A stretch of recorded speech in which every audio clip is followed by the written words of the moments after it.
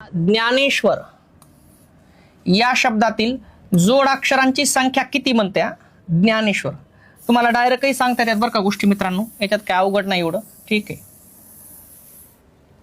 ज्ञानेश्वर या शब्दातील जोडाक्षरांची संख्या 1 आणि 2 दोन जोडाक्षर बघायच्यात. किती अक्षर आहेत जोडाक्षर? 2. आहे का पर्याय कुठं? चला ऑप्शन नंबर 4 बरोबर आहे. कोणकोणते कोणकोणते 2 येतं? एक ज्ञा आणि दुसरं श्व. ठीक आहे, हे दोघ जण. आता याला आपण काय करू? खाली घेऊ बघा. ज्ञानेश्वर फोड करू ता बघू. फोड करून ज्ञाची फोड करा. द अधिक न अधिक द अधिक न अधिक य अधिक आ. ज्ञा झालं बघा.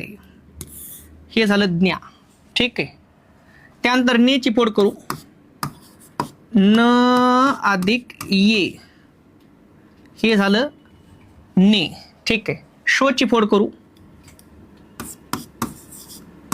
श अधिक व अधिक अ. ही झाली शोची फोड. आणि त्यानंतर र ची फोड करू ता. र अधिक अ. हे झालं र. आता इकडे लक्ष द्या, मी काय सांगतो ते पहा फक्त मित्रांनो. ज्ञानेश्वर शब्दात किती जोडाक्षर आहेत असं तुम्हाला विचारलंय. ठीक आहे. ज्ञानेश्वर या शब्दातील जोडाक्षरांची संख्या किती? इकडे पहा मित्रांनो, काय सांगतो बघा. या ज्ञाची फोड केल्यावर काय झाली? द न य आ. मग हे एक व्यंजन आहे, हे एक व्यंजन आहे, हे एक व्यंजन आहे. आणि मित्रांनो तुमच्या समोर जर तुम्ही पाहिलं ना तर हा स्वर आहे. काय? हा स्वर.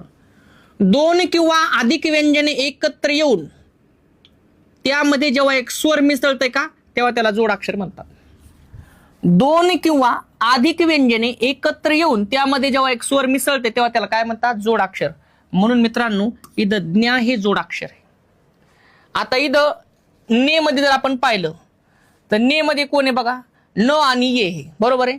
एक व्यंजन आणि एक स्वर आहे. हे अक्षर आहे मित्रांनो. काय? हे अक्षर. ने अक्षर आहे. आता शोची फोड करू बघा. शो मध्ये काय काय सापडते बघा. हे एक व्यंजन आहे, हे एक व्यंजन आहे. आणि इथं काय सापड आहे? लास्टला स्वर.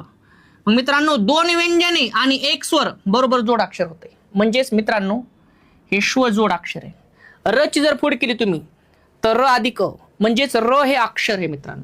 कळलं का तुम्हाला? एक व्यंजन आणि एक स्वर बरोबर